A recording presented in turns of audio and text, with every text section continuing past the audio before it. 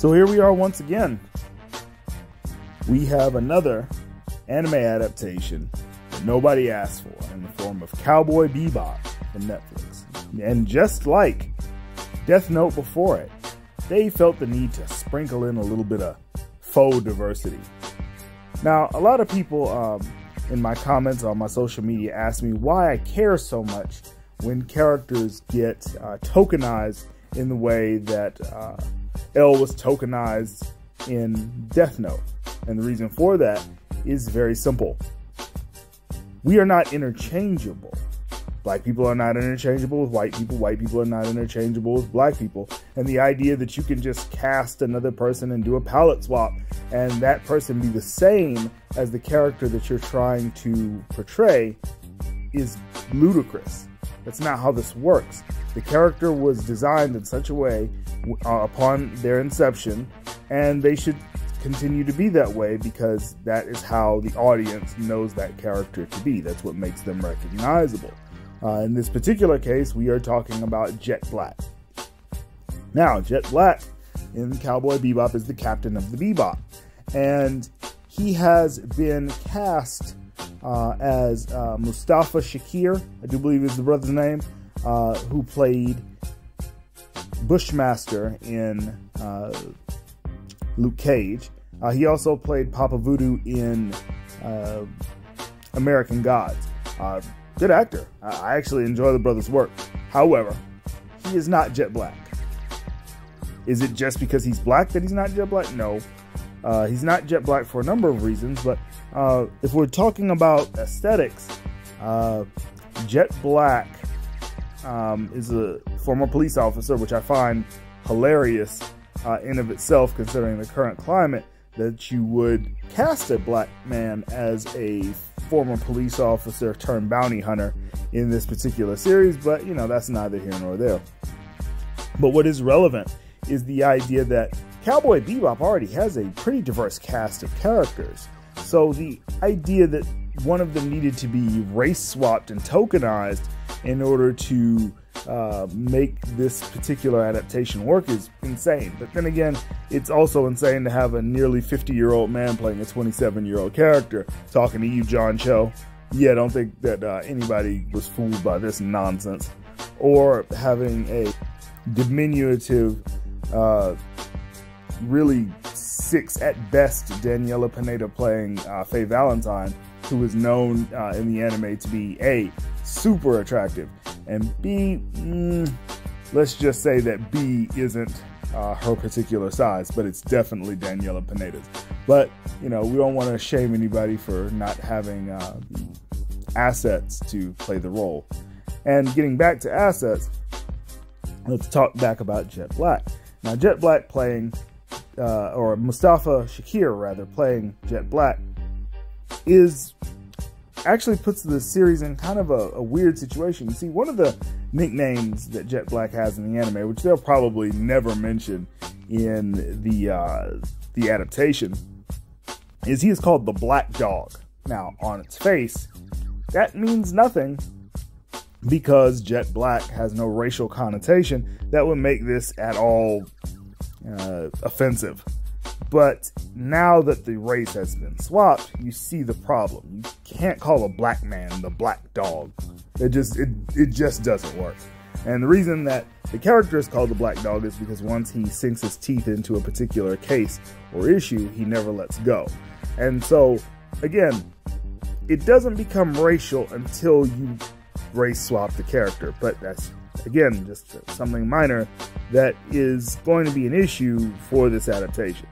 Now, what makes this particular tokenization stupid is that if you really wanted to have a black main character, you didn't need to do it to Cowboy Bebop. Why do I say that? Well, because there's a whole nother anime which is racially diverse that has a black captain character who is bald and looks a little something like this. This is Dutch from Black Lagoon. Dutch is a black character. Always been black, always will be black. So, you see, had this particular anime, which is also very popular, been adapted to live action, not only would it have been easier to make the necessary adjustments as far as adapting something that's animated to something that's live action, because the reality of the situation is that Black Lagoon is far more grounded than Cowboy Bebop, but you wouldn't have needed to tokenize anyone, because you have a Latina main heroine, you have an Asian main character, and you have a black main character who is the captain of the ship, the Black Lagoon. So you see that this could have been easily done. Oh, and by the way, they're also bounty hunters. So again, at this point, you're asking, why was this necessary? It wasn't. It's just Netflix, again, telling the black audience that they're interchangeable with whoever, you'll take what we give you, and that you don't deserve better. And as I've said and beat the drum about this many, many times, we as the fans, we do deserve better. The black fans deserve better. All the fans deserve better. We deserve adaptations that look and really feel like the series that they're trying to adapt. Otherwise, just don't adapt them at all. Now, I'm of the camp that says don't adapt anime at all into live action, because 9 times out of 10, especially out of Netflix, it sucks. It's terrible. It's awful. It is the difference between Coca-Cola and Great Value Cola. It is the difference between going to your favorite restaurant and your mama saying, hey, we got McDonald's at home. You see what I mean? It's just not the same, and the more that you try to make it the same, the more that the differences shine through. Now, I give Netflix some props. I mean, the Rurouni Kenshin adaptations, they were watchable. They weren't great or anything, but they're watchable. Full Metal Alchemist, borderline trash, and Death Note was absolute trash. But again, it's Netflix. What do you really expect out of them trying to adapt somebody else's property and make it fit in this 2021 faux diversity inclusion mold, when all they really needed to do was just be faithful to the source material and adapt it from there? But you can't expect that kind of logic out of a company like Netflix. I mean, they've already basically hit their limit break with defending Dave Chappelle, and they're never going to go any further than that. So with that being said, again, another tokenized character that just needs to stop. And we're going to keep doing it. I can't wait personally to review this series and see just how far they have to stretch and bend and, turn themselves into knots to move the source material in a direction that they want. But then again, like I say, look no further than the casting. A 50-year-old man playing a 27-year-old, a short, not statuesque woman playing a, femme fatale, and a black guy playing a Asian guy who's an ex-cop. Again, I don't have high hopes for this series, but maybe you guys can let me know and tell me, that I'm wrong in the comments. I'd love to talk about it.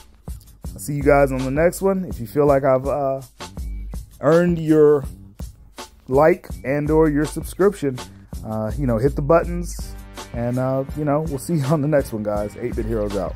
Peace.